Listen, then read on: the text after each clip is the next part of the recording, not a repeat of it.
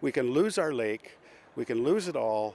Zebra and quagga mussels can infest lakes at an astonishing rate, a single female producing more than 1 million eggs a year.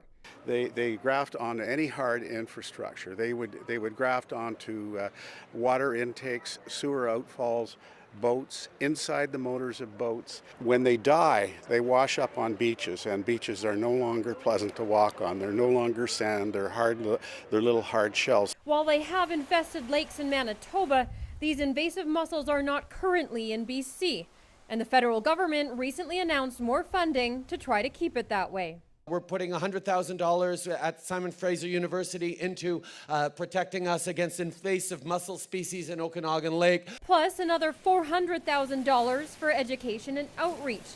And while that funding is welcome, the Okanagan Basin Water Board says it's not enough. When BC intercepts boats here, they've made it through Manitoba, Alberta, Saskatchewan, and into BC. So there's a federal role. If the mussels do arrive, it's estimated the costs of controlling them would be $42 million a year.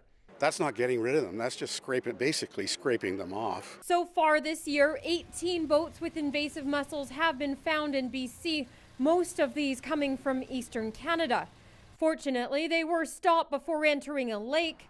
Now, Kelowna's Chamber of Commerce is calling for 24-hour checks on any border crossings, provincial or international.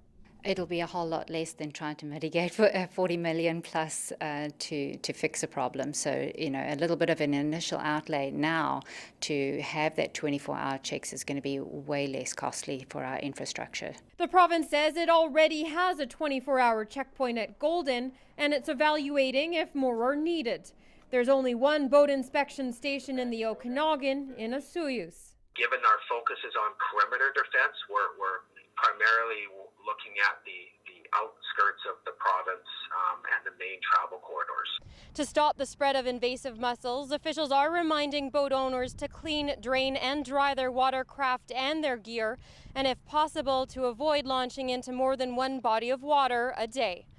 Jules Knox, Global News, Kelowna.